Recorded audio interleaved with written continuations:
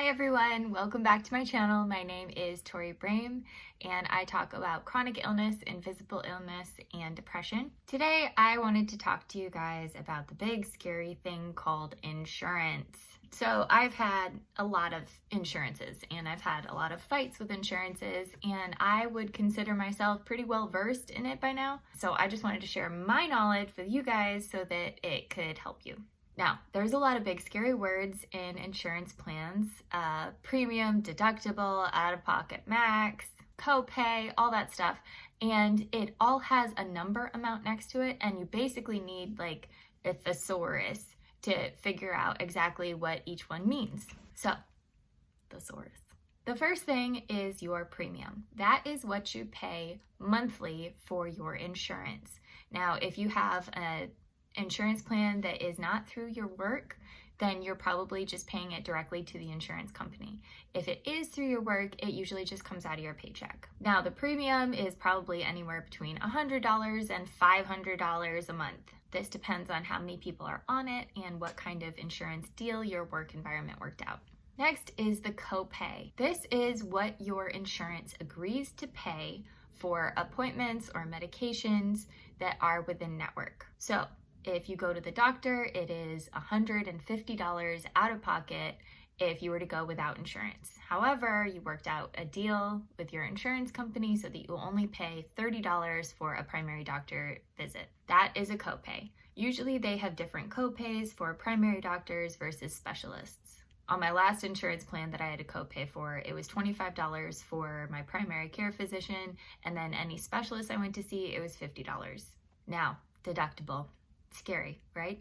Big word, deductible. Also usually a pretty big number, so you have no idea what it means. Your deductible is what you must pay first in order for the insurance to kick in. Now, sometimes this works in different ways. Sometimes insurance will say, pay all your copays up to a $2,000 deductible, and then we will kick in at 70%. So then from that point on, they just pay 70% of all your costs. Now, you probably also have an out-of-pocket max, and that, if you have a lower deductible, your out-of-pocket max is probably going to be higher. So your out-of-pocket max is how much money you pay out of pocket. And once you hit that limit in your insurance calendar year, whatever that is, then you pay no more money and insurance covers all of it. So I have a high deductible plan, which means my out-of-pocket max is the exact same as my insurance deductible. So I have to pay $7,000 before my insurance covers any of it because I do not have copays. Now, if you do have copays, those go both towards the deductible and the out-of-pocket max. So what that looks like is every time you pay $20, the insurance company records that and they're like, okay, you paid $20 for this medication, you paid $50 for this specialist. That means you have $70 that you've already paid. They will count that towards your deductible and towards your out-of-pocket max. Every single time you use your insurance, it counts it. So if you're like, well, insurance doesn't cover it anyway, I'm just not even going to use it, that's a mistake. Use it. Always use your insurance, even if they don't cover it, because they mark down how much you spent. And that counts towards your out-of-pocket max and your deductible. Now, your premium does not count towards anything. Your premium is just the cost you pay to have insurance in the first place. So I'm just going to use a whole bunch of examples so that hopefully you can understand this better. You have to have a procedure, and it is $4,000. Your insurance agrees to pay $3,000 out of the $4,000, and then you have to pay the remaining $1,000. That $1,000, no matter how you pay for it, counts towards your deductible and towards your out-of-pocket max. If you pay through a certain grant that helps you, that counts. They don't care how you pay it, just that you pay it. If you pay for it with money from your friends and family, that counts as well. Then you are $1,000 closer to hitting both your out-of-pocket max and your deductible. Now, let's say you have a low deductible plan where it's only like $1,000. You don't really have anything big scheduled. All you have is doctor's appointments and medications every month. So say your medications are like $50 and then you go and see 2 specialists and a primary doctor once a month. I get it, that's a lot of medications and that's a lot of doctor's appointments, but I don't know your business, so it might be real. So in order for you to hit that deductible with just copays and medications, it would probably take you about 6, 7, 8 months, which means the last 4, 5, 6 months of the year, you would have insurance kicking in at its fullest. Now, if you have a higher out-of-pocket max than just that $1,000 deductible, maybe insurance will pay 90% of everything until you hit that out-of-pocket max. If your out-of-pocket max is the exact same as your deductible, then you are smooth sailing. You can go to as many doctor's appointments as you want and have as much medication as you want, as prescribed, until the end of the year, and you are good to go. It is completely free, except for your premium, which is your cost to just have insurance in the first place. So here is just some advice when it comes to insurance companies and specifically new insurance. Number 1, call your insurance. Right off the bat, as soon as you get it, as soon as you qualify, if you've had insurance for a while but you've never called in, I would highly recommend you just call and get them to explain it to you over the phone. You can watch a bunch of YouTube videos, look at thesauruses to figure out all this stuff, but it's just a different angle having somebody in the insurance company explain to you exactly how it works and explain to you exactly what it covers. So another thing you can do is actually have them tell you where to go for certain things.